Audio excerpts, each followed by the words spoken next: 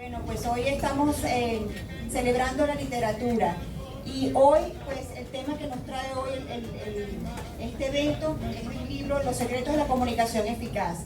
Hemos hecho una gira de medios increíble promocionando el libro, pero más allá de eso, las experiencias vividas y la sed que tiene la gente por aprender a hablar. Aprender a hablar en público. En cualquier momento de nuestras vidas vamos a tener la oportunidad, la necesidad, la obligación de hablar en público. Y muchas veces nos invade el miedo, nos invade el pánico, nos quedamos en frío. Tenemos una cultura oceánica, hemos sido unos lectores ávidos, pero en el momento de pararnos a hablar en público nos quedamos paralizados. Este libro nos da secretos de cómo vencer ese miedo y salir adelante. Este libro también contiene muchísimos temas anecdóticos que abarca diferentes puntos de vista, diferentes escenarios, tales como la radio, la televisión. Y Bernardo Loa es hablar constantemente e intercambiar ideas a través de la palabra. Pido a este amable público un fuerte aplauso para Bernardo Jurado.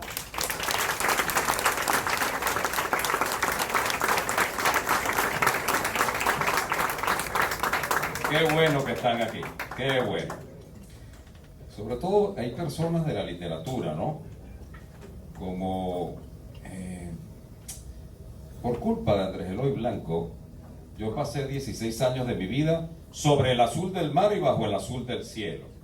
Y aquí hay un alumno de Andrés Eloy, me refiero al maestro y un poeta delicado y fino como José Manuel Cusco. Gracias por venir, maestro. Mi amigo Ricardo Brown, que le acabo de decir, hacer radio contigo es algo encantador, porque Ricardo tiene un humor fino, inteligente, amable. Pero vayamos al tema que nos ocupa. Hablar en público, para hablar en público solamente se requiere 5% de talento, que viene dado por los 5 sentidos que Dios nos dio. Se requiere 5% de suerte, pero yo a mis alumnos en oratoria no les deseo suerte. Simplemente les deseo éxito, que es el encuentro de la preparación con la oportunidad. Y luego resta el 90% que está en la valentía y en el arrojo de pararse exactamente aquí donde yo estoy para ser desnudado por este público cruel que está esperando que me equivoque, pero eso no va a suceder. Lo lamento. Fíjense que cuando un hombre diga yo soy un hombre realizado, nunca le crean. El hablar en público es una pequeña realización porque somos humanos, somos animales comunicativos de pequeñas realizaciones. Y todo nuestro proceso educativo, cuando queremos exponerlo, está al revés. Lo lamento. Pero cuando decimos y vamos a presentar una tesis, como fue el caso hace 26 cortos años de los médicos, colegas de Dori que están aquí y que nos honran con su presencia, un poco de muchachos que nadie pensaría que tienen 26 años de graduado. Cuando eso sucede, todo el mundo comienza a prepararse en la parte intelectual y descuida los demás lenguajes, porque son 3. El 58% de lo que queda en la psiquis de las personas que nos ven en público tiene que ver con el lenguaje gestual. Y por supuesto podremos mostrarle la redondez de la tierra y también la espada cuando la desenvainen. Y no es lo mismo decir yo no estoy de acuerdo con el almirante Carratú a decir yo no estoy de acuerdo con el almirante Carratú. 58%.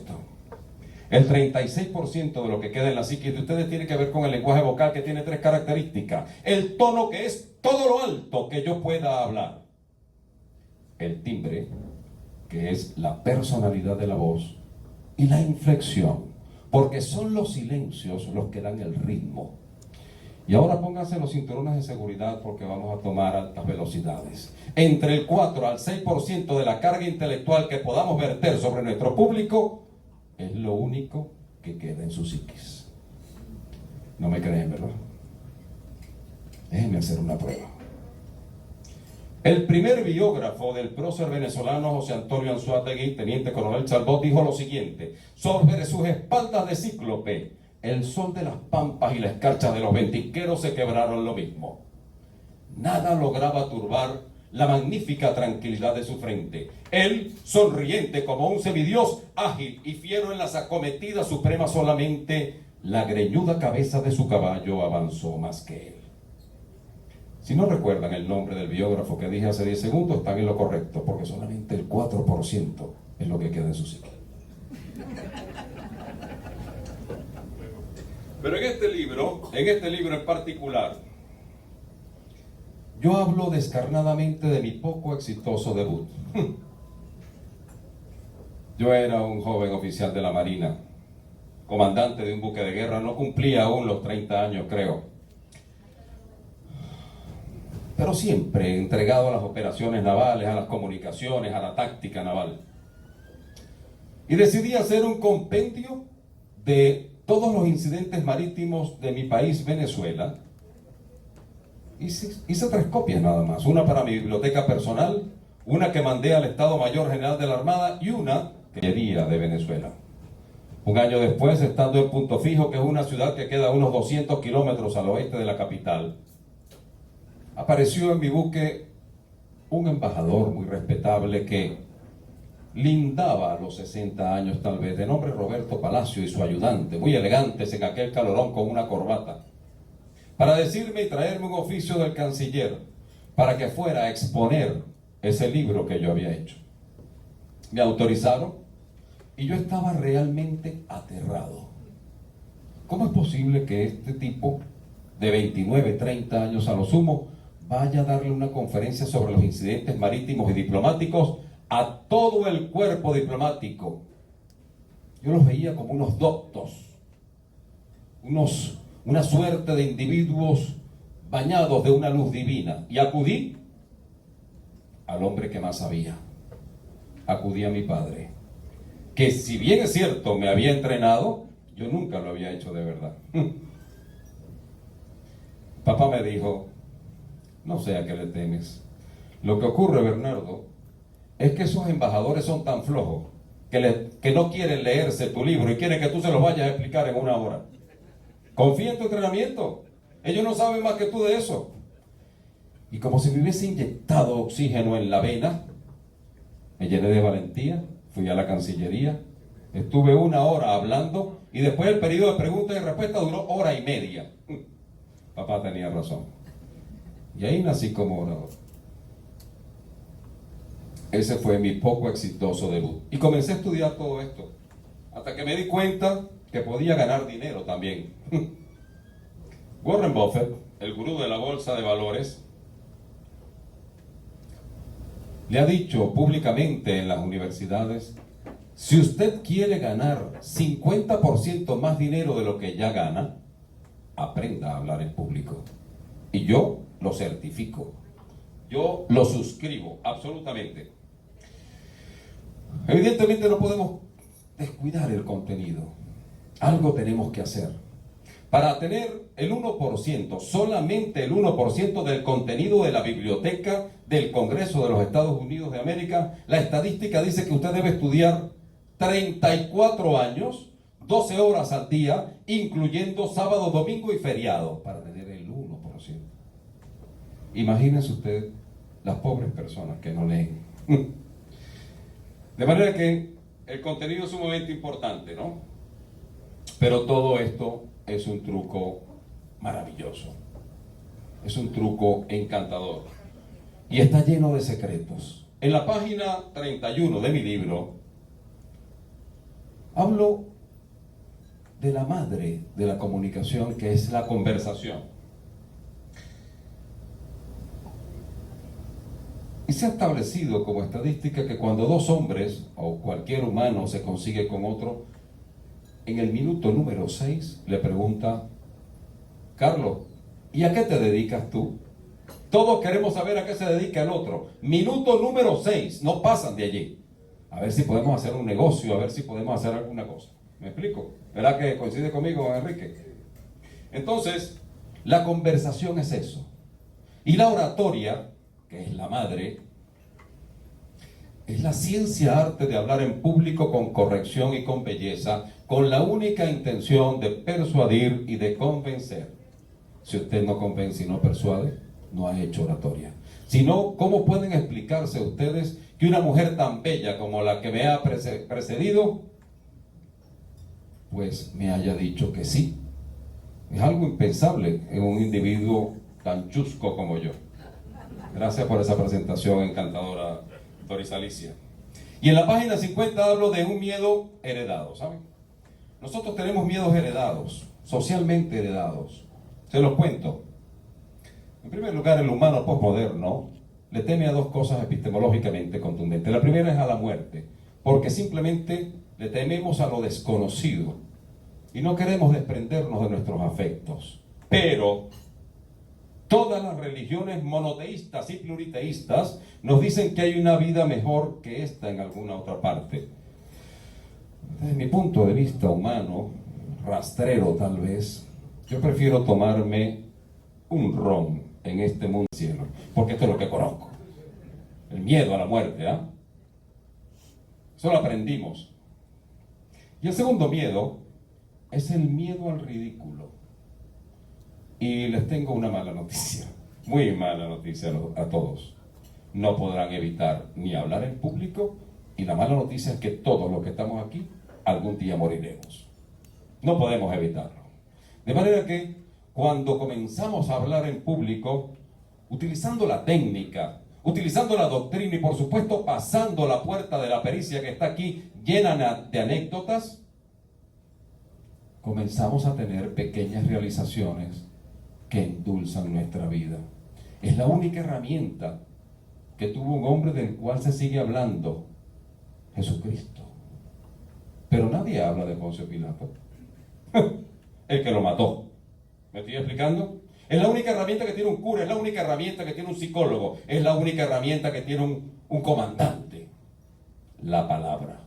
De manera que yo nunca uso la palabra contraria a bendito, por aquello de esa frase que todos hemos usado seguramente en la niñez o en la juventud. ¿Recuerdan aquella frase que usábamos que se llamaba abracadabra? ¿Lo recuerdan? Cuando éramos niños. Bueno, ¿saben lo que significa abracadabra? Realmente no se pronuncia así, se pronuncia correctamente abracadabra. Es la única frase del arameo antiguo que hablaba Jesucristo que aún permanece entre nosotros. Y traduce al español: lo que digas, lo convertirás. Abracadabra. De manera que la palabra es mágica y su buen uso es imprescindible. García Márquez, mi admirado García Márquez, llegó a asegurar que el mundo no se divide en blancos y negros, altos y bajos, feos y bonitos, chinos y occidentales. El mundo se divide entre los que saben contar una historia y los que no. Y es cierto, es absolutamente cierto, porque nada tiene que ver en esta época la fenotipia de alguien. No, nada tiene que ver. Lo que tiene que ver es la situación de lo que dice en esta portada. El 50% de su personalidad es lo que vemos y el otro 50% es lo que usted dice y cómo lo dice. No es lo mismo decirle a una dama, porque todo esto se trata de seducción, ¿eh? ¿Sabes qué, Doris? Yo te quiero mucho. Y Doris dirá: otro tonto en mi vida. A menos que usted le diga: Doris, si tú supieras cómo yo te estoy queriendo. Y le deja ese problema. Y ella preguntará: ¿y cómo me estará queriendo este bandido de 7 suelas? En la página 89 hablo de la radio, Ricardo, que ha sido de alguna forma un maestro importantísimo como locutor. También hablo de la televisión, en la que estuve trabajando 10 años, no solamente en la pantalla, sino también en la producción. Y todo esto cambia en nuestra mente 700 años antes de Jesucristo, porque existen dos lenguajes. Por lo menos, pongamos un ejemplo en una pareja. Hay un lenguaje del devenir. Mi amor, ¿qué desayunaremos hoy? Bueno, unos huevos fritos con tocineta. Eso es el lenguaje del devenir. Eso agota cualquier relación. Y después está el lenguaje óntico, que podemos acompañarlo con una copa de vino, ¿por qué no? y hacer la pregunta: mi amor, ¿qué opinas tú de esa relación de Ana Bolena con Enrique VIII? Y era una bandida Ana Bolena, y por ahí nos vamos. Y hablamos de la valentía, y hablamos del honor, y hablamos de cosas intangibles. Recuerdo que cuando yo estaba muchacho, en el bar de mi casa estaba Aldemaro Romero, uno de los invitados, que en paz descanse. Y yo estaba bailando con una dama. Yo no había entrado a la escuela naval, tendría unos 16 años. Y le pregunta a mi padre: Bernardo, ¿este es tu hijo? Sí. Venga acá, muchacho. Usted baila muy bien, me dice el maestro Aldemaro. ¿Usted sabe lo que es bailar? Y le pregunta a un perfecto ignorante, como era yo antes. A lo mejor todavía lo soy. Y comienzo yo a arguir tonterías, hasta que me paró en seco y me dijo: mire, muchacho tonto, el bailar es la ilusión vertical de un deseo horizontal. Es una cópula con ropa socialmente aceptada. Y esa es la razón por la cual Doris Alicia tiene prohibición por escrito de bailar con otro caballero que no sea yo. Punto. Cuando entendemos el lenguaje óntico, entendemos la vida de alguna forma. En la página 125 hice todo un capítulo de cómo hacer presentaciones gerenciales efectivas. Porque como bien lo dijo Doris, todos somos vendedores. Todos, absolutamente. No hay nadie que no sea un vendedor. Todos comenzamos por vender nuestra imagen, por vender nuestra inteligencia, por vender nuestra personalidad. Por eso le dediqué un capítulo completamente. Y en la página 131 está todo el listado de los secretos de la comunicación eficaz. Son secretos, pero que tal vez nadie, o pocas personas seguramente, han internalizado en su vida. Yo califico mi libro como un libro de autoayuda, créeme. Creo que es un libro de autoayuda. Lo primero que tenemos que hacer para poder ayudar a los demás es estar sólidos, porque no podemos dar lo que no tenemos. Y entonces de repente conseguimos a un psicólogo o a un coach de vida cuya vida es un desastre, pero yo lo busco y lo contrato para que arregle la mía. Eso no tiene sentido, ¿eh? Por eso este libro lo catalogo como una gran ayuda. Y me viene a la memoria un pensamiento del filósofo hindú y poeta José Manuel, poeta Rabindranath Tagore, quien dijo: dormía y soñaba que la vida no era sino alegría. Desperté y vi que la vida no es sino servicio. Sirvo y entiendo que en el servicio está la alegría. Entonces, cuando utilizamos la mejor herramienta que nos ha dado Dios, que es el lenguaje, correctamente, persuadiendo, convenciendo, comenzamos a tener un lugar en este planeta. Yo estimo que ya llevo unos 23 minutos hablando, y esto no es tan crecedor como van a ser sus preguntas. Por eso, yo quiero finalizar para escuchar sus preguntas y contestar todas las que ustedes tengan con un pensamiento del maestro Cecilio Acosta, quien dijo: hablar y escribir bien hasta hoy, que Dios no ha cambiado el mundo, es la única razón conocida del talento. Muchas gracias y bienvenido.